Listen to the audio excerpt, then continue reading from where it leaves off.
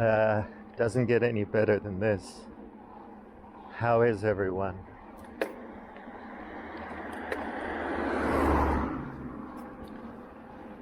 Well, the magical thinking in the United States continues unabated.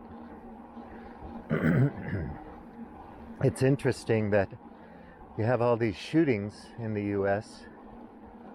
I don't know if you get some bad reactions to a vaccine, 5 or 6, I don't know, I don't remember. And every day people are getting shot and killed. It's one mass shooting after another. And people are outraged and upset, riots in the street, but then we're putting so much energy into all these vaccine conspiracies. It's bizarre. Oh well. Look at this day. Wow. Nice. I see some chemtrails. No, I'm kidding. Vapor trails from jets, which means tourists. It's weird, you know. They open up for a week or two for flights. I guess they have to let people in and out somehow. And then they close again. So you'll get this flood of tourists and other people coming in to the country, and then they'll be gone because we still don't have things sorted out. People don't know how to read scientific studies or how to interpret them, but they can cherry pick data and create a narrative around that data that fits their ideology, their belief system. Oh boy. It would be nice if people would just like go on Udemy or something and learn how to read a science paper. We'd get a lot less BS flying around on independent media, social media, and mainstream media.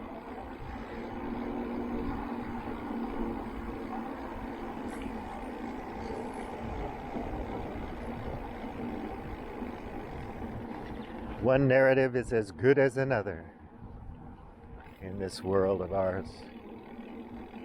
Everybody talks about the narrative or somebody else's narrative. It's all narratives. And everybody else's narrative is a false narrative. Fake. Misinformation. I get censored all the time for putting up some normal article on Facebook. It's funny. I mean, it's not like anybody gives a shit what I post on Facebook, but you've been shut down for this article. Do you disagree? Yeah. It's fucking from the New York Times. It's nothing. But anyway, people's YouTube channels getting shut down because people's ideas are dangerous. You know, it is scary though, because not many Germans wanted to go to war in the 1930s. But once Hitler's clique got control of the media and other apparatus of state, he was able to manufacture consent, which led to a horror story, as we know. So it is a big deal. I mean, if we can't just have people saying what they want to say and most people being smart enough to know what's kind of silly and what isn't. And we shut down speech. And we police content, censor content. Oh boy, that's a slippery slope for the United States and new miracles. Because one thing that country has is a lot of creative people creating things and speaking their mind, and that's one of the things that the world admires about the United States. Of new miracles. If that goes, anything can happen. You know, you can have all these nice, lovely American people who want to live in their bubbles and never want to think about anything that's uncomfortable. I just don't go there, man. Biden's the president now. Everything is roses. I'm not going to think about anything that makes me feel uncomfortable. That's fine. But then if everything is censored and the wrong people get in control, I mean real control. Yeah, mainstream media, they're controlled by corporations, by shareholders, by boardrooms, by executives. Yeah. That's just so banal, right? I mean, yeah, of course, that's the way it goes. And they have stories to tell, and they have, you know, they're private corporations or public, under the umbrella of public corporations, you know, they have a mandate to fulfill within their own corporate structure. And people should know that. You know, you should know. I'm watching CNN. I don't take it all as, you know, God's truth. I'm just looking at it, see what the people are talking about. People aren't that stupid, are they? Everything on Fox News is obviously true. Or everything on Jacobin is obviously true, or Sheer Post, or whatever you're looking at. People know better. They should know better. Kind of triangulating a story and seeing what seems right. If you're interested, if you're not, be like most people and just say, makes me feel uncomfortable, I don't look at it. Not interested. I don't do social media. I don't read newspapers. I don't watch TV. Well, fuck, that's great. But don't think you're pure just because you don't partake in current events. It doesn't make you pure and righteous.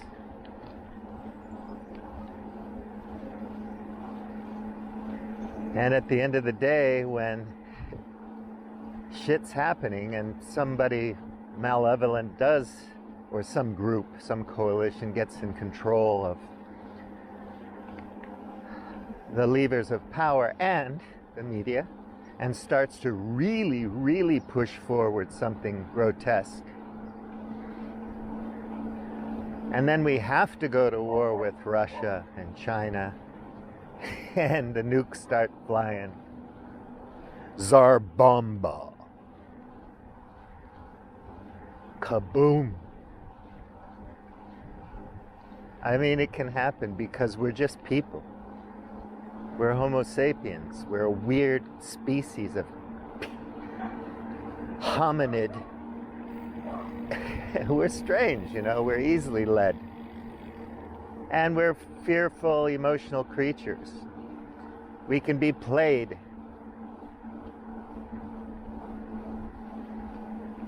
Yeah, so all these narratives are flying around. Everybody knows they're right, too. I love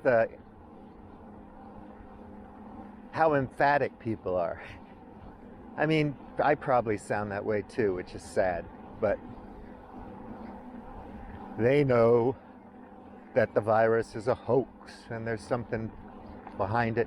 But these conspiracies are there every year, every time something happens that's big, a big event. It's always like that. Only now we have new media, so people can go on any number of platforms and speak their mind, which is fine. You know, and they can find their 1,000 true fans, and then the contagion can go from one person to another. And a lot of us, we're not going to spend time. Everybody says they've done the research, right? You follow the science. Everyone says that. But most of us aren't going to really do any real research. We'll just like, that guy sounds about right. He sounds good to me.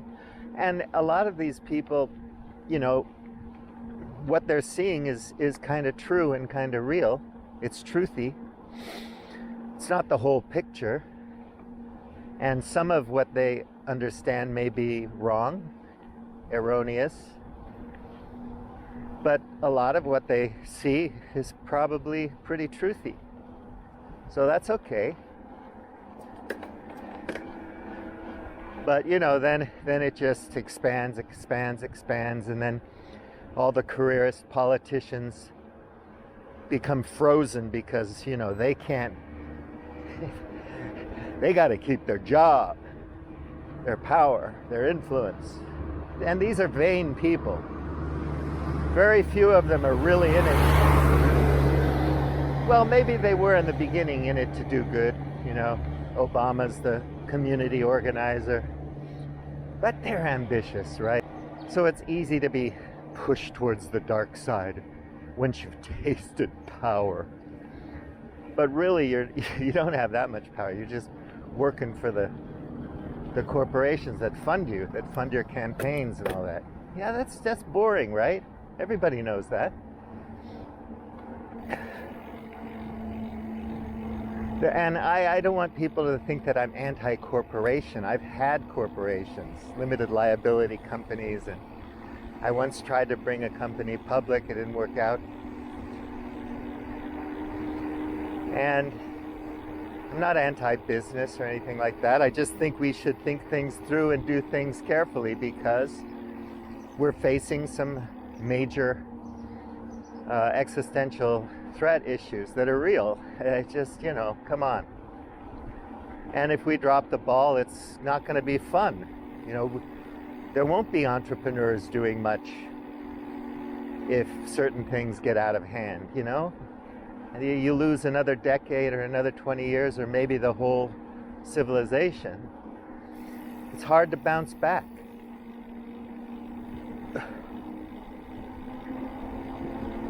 So I think we should figure out what we really need to focus on and then do our best to mitigate any negative effects of these risks and try to go in a good direction. Why not? The solutions are there. People are trying. There's so many people doing so many good things. It's ridiculous. Even though we see the violence and whatnot, it's still amazing that all these countries that I've been in, these big cities like Tokyo, Shanghai, Hong Kong, New York City, people walk around every day and they really don't kill each other. They don't. Yeah, there's road rage in LA and you can make a fine movie out of it. It's exciting. But in general, people drive to work every day and they don't get shot. So it's nothing short of miraculous that it's not that bad. I mean, people can learn how to live together in peace and harmony and work together nicely in teams. They can learn leadership.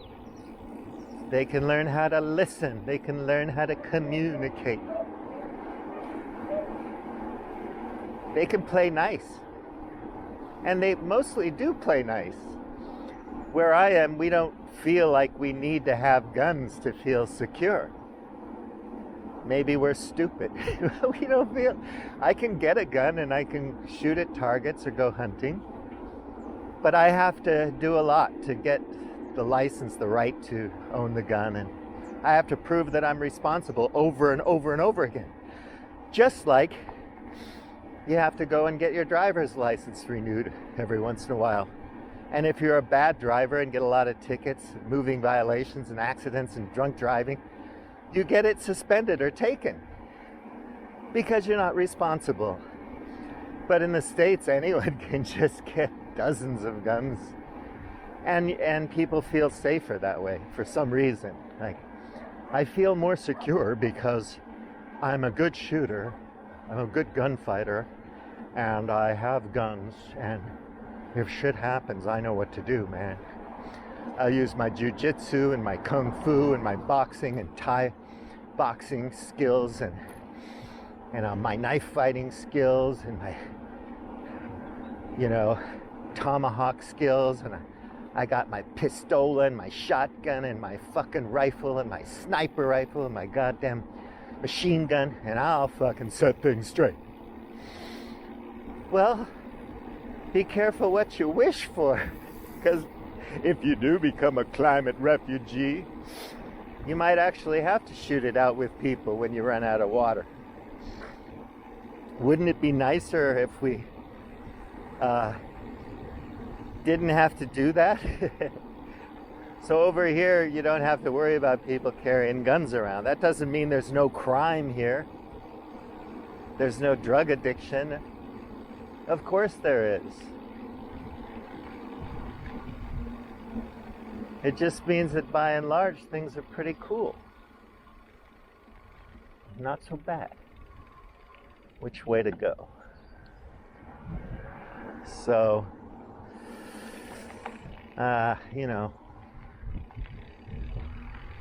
if everyone would calm down and think things through, then we could all just kind of learn how to play nice and do some positive things and have a lot of fun. We wouldn't have to point fingers. I said to my friend, it's that old thing, it's kind of silly, but yeah, you point your finger at something and there are 4 fingers pointing back at you. So, America is better than these other places. What you don't want is to be Chinese and have to live with Xi Jinping. Well, I've spent a lot of time in China, and I know a lot of Chinese people. Some are not too well off, but some are, just like everywhere. And they're not so unhappy about being Chinese right now in the 21st century. They got some pride. So, yeah, you're an American from Arizona, and the sun rises and sets on your little neck of the woods, which is great.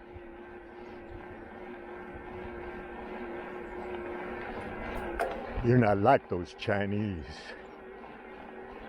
That's the difference between them and me. Oh, that's fine. But don't think for one moment that these people don't also have pride, happiness, love, ambition. So we have all this language in the States. It's all about, it's like, I wish I was George Carlin. He would know what to say. But it's so violent and militaristic. Oh no, have I hit a dead end?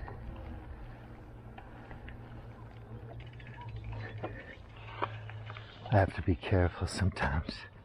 They got big dogs that don't like it. See, there we go. Usually they're tied up, but sometimes they're not. I've been bitten. So, like someone said to my wife,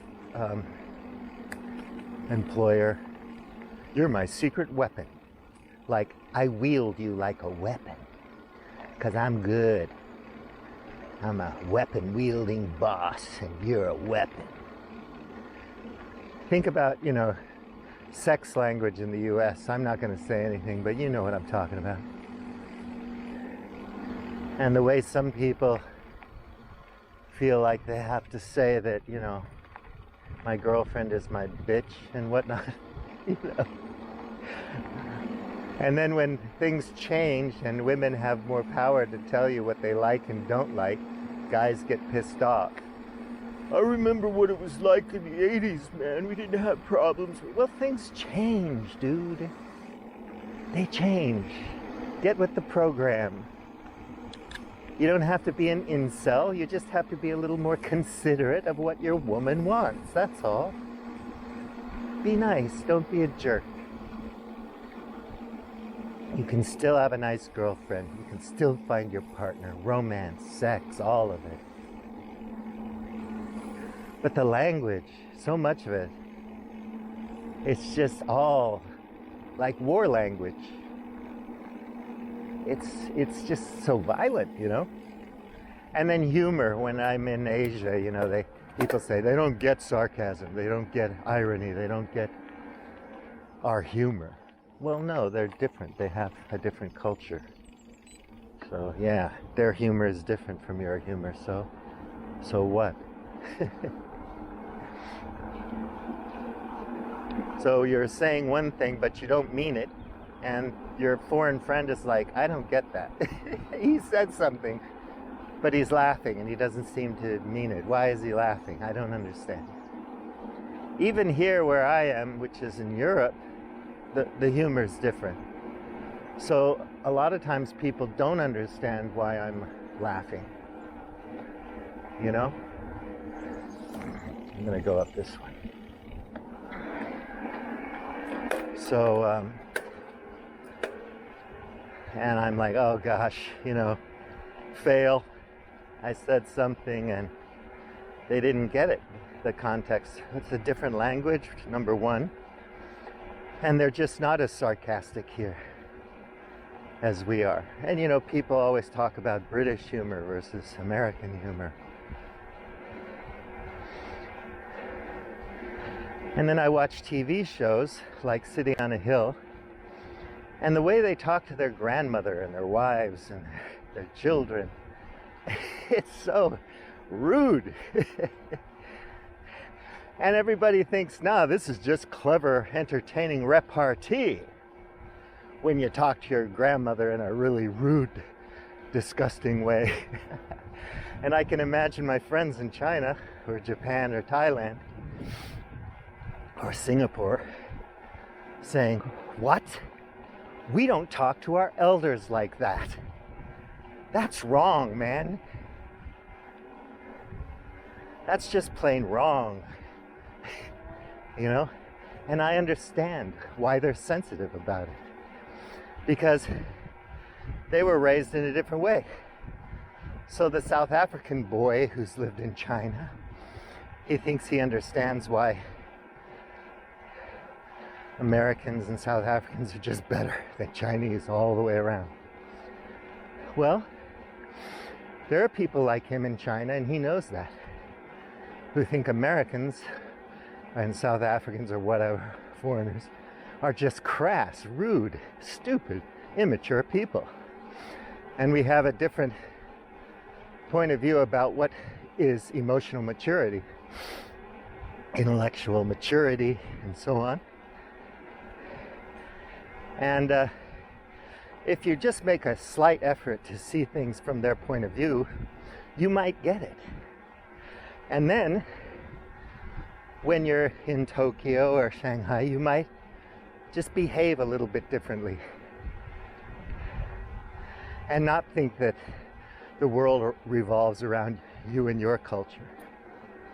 And maybe you'll find something in the new culture that's of value to you and very special and beautiful. I watch TV and some of these American shows, and they crack me up. Either everyone's like too good to be true, or they're all just rude and violent. You know? It's like Peaky Blinders, you know? That's what we worship. After The Sopranos, the golden age of television. Anti-heroes. So now we have to like worship all the killers. And you think, man, they were boring back in the 40s and the 50s with their social control, and they're wanting everybody to fit in. Well, after a Great Depression and a World War, it might feel like you want things just to be normal for a while. Rein things in. put some constraints on. Be gentlemanly. Know how to be a good housewife. That was then, this is now. We live now. So what are we going to do to affect our culture? And everything is so global, right? It's global as hell. We are totally interdependent, and you know that when a ship gets stuck in the Suez Canal, or when there's a pandemic. Oh my goodness, everything's interconnected. Wow, I didn't know that. I thought we did the libertarian thing and made everything right here at home. The white way, the right way. And you know, this purity problem where outsiders are all filthy, disgusting. Again, Jonathan Haidt kind of book. The purity tests, right? It's not productive. It's not nice. They're all dirty, disgusting people like Donald Trump used to talk about Latin people like that. It was just terrible. They're rapists. Oh, and some of them are good people.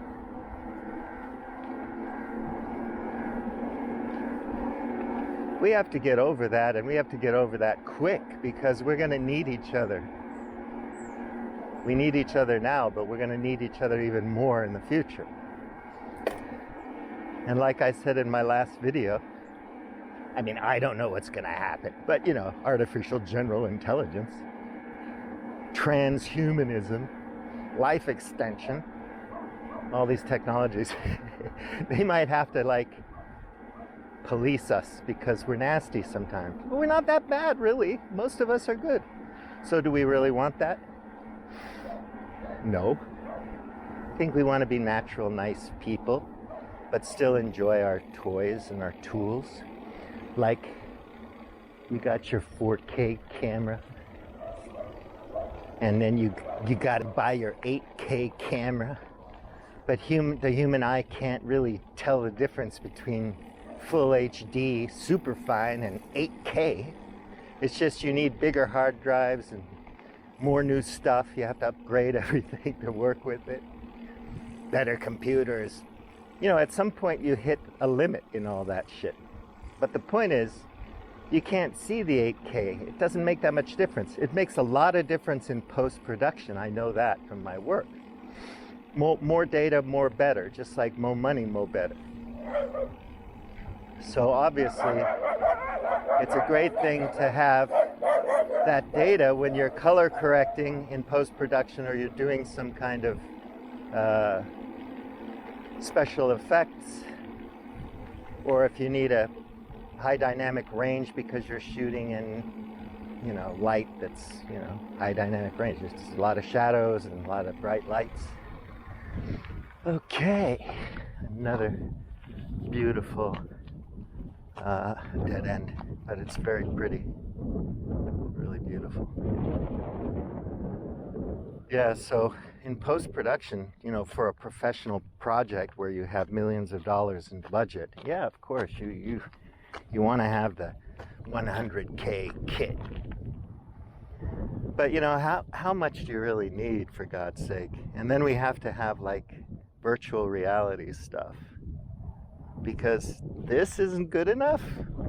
I like reality. Reality is good enough for me. I mean, it would be fun to put on goggles and pretend I was climbing Mount Everest, maybe, or walking on Mars. But, you know, reality is good enough for me.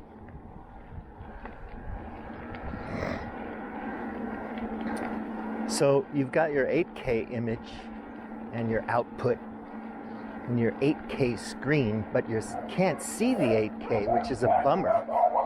So you feel terrible that you can't see the difference between full HD and 8K image. So you have to get your ocular implants. So that's another upgrade. So now we're in the transhumanist territory. I got my ocular implants. Now I see 8K. It's amazing, man. Once you've seen it with your ocular implants, you're never gonna go back. I'll admit, man, I wish I had a $6 million man lower body. I don't like pain. But I don't, so I have to do the best with my limitations. And I'm gonna die someday, no matter how many vitamins I take. The keto and the bodybuilding and the meditation and all that, I'm still gonna die. And honestly, I would get bored with myself if I had to live with me for another 200 years. Be like, what the fuck? You know, let somebody else do it for a while. Oblivion is fine. Out, out, brief candle. Yeah, so we upgrade everything all the time, and you know, nothing's ever good enough. There's always something better coming along. And that's great fun as long as the ecosystem is healthy and we have good food and housing. You know, you have to have those healthy preconditions that allow you to live a good life so that you don't get nasty and mean and ugly. Whether you're a compatibilist or an incompatibilist in terms of free will, are you responsible?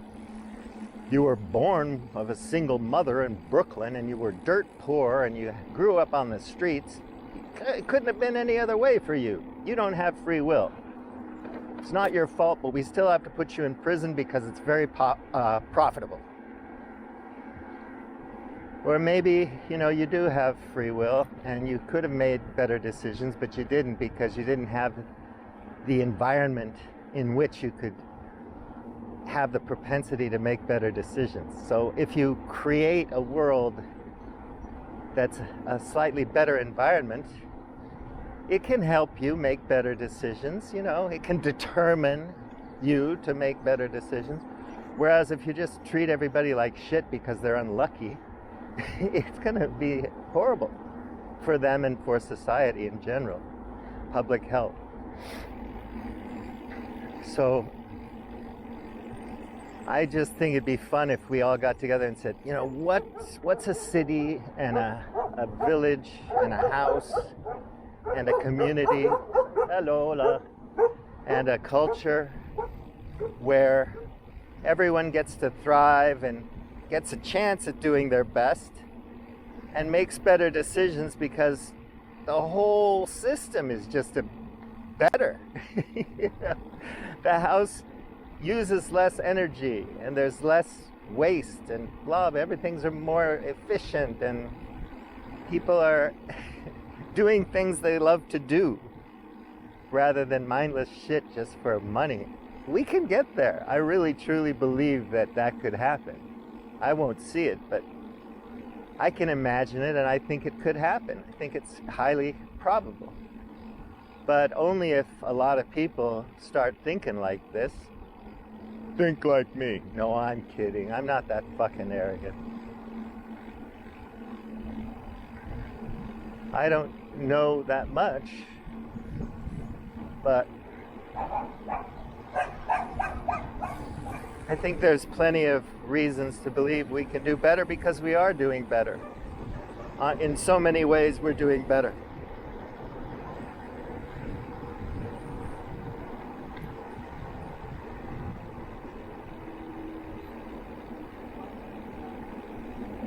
So that's kind of, that's the roundabout on that one. People are making waves about the scamdemic and the vaccines and all that stuff. Nobody can agree on anything. Nobody knows what the high fidelity information is, but they're all certain that they're right.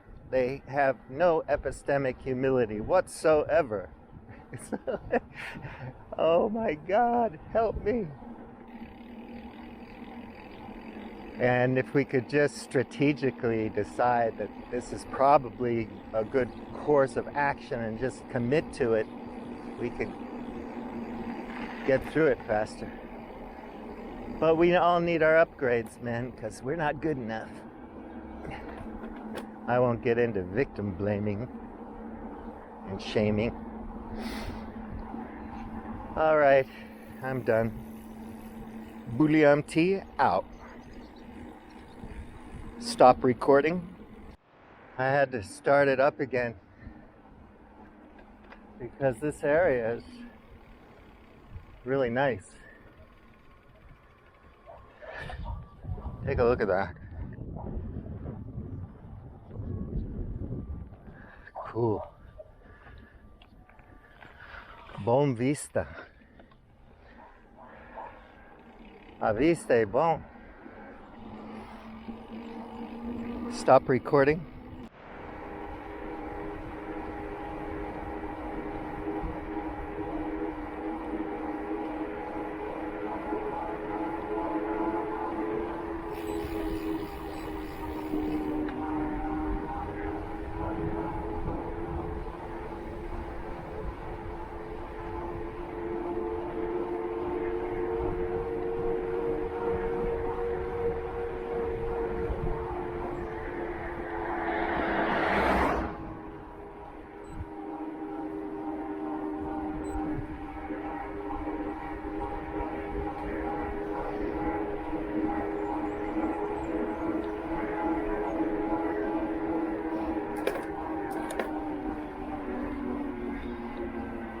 Start recording. Oh, the sheep, I scared them. Don't worry.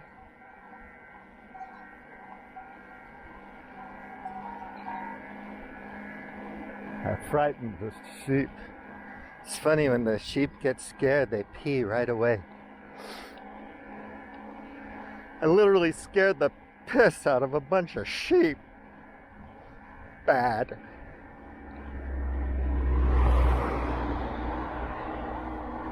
Literally.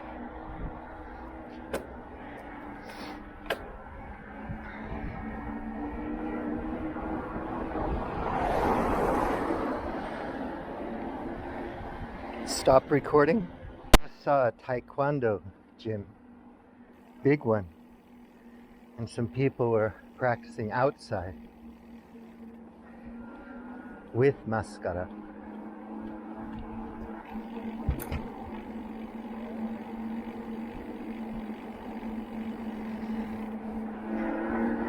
Yep, that was nice. And the chicken restaurant was open, I could smell it. And the 2 cafes on the corner. Oh boy. But the state of emergency here is going to stay in place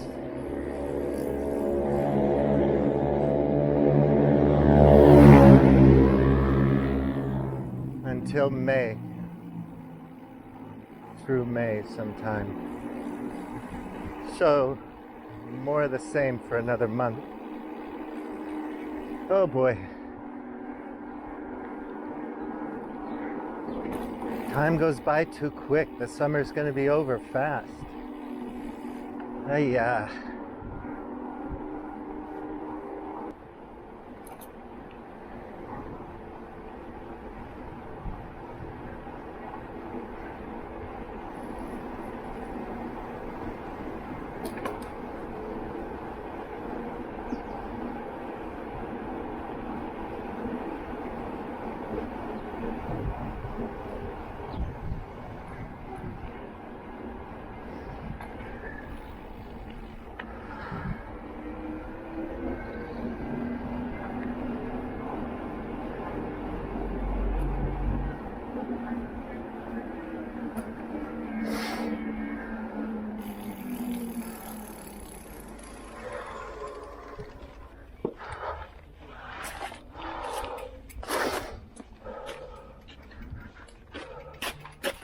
Fucking hey, Bubba. It's there. Right where I left it. Yep. Lucky me. It's got my keys. And some other accessories. Whew. Well, more exercise. More exercise. I'm hungry. I want chicken.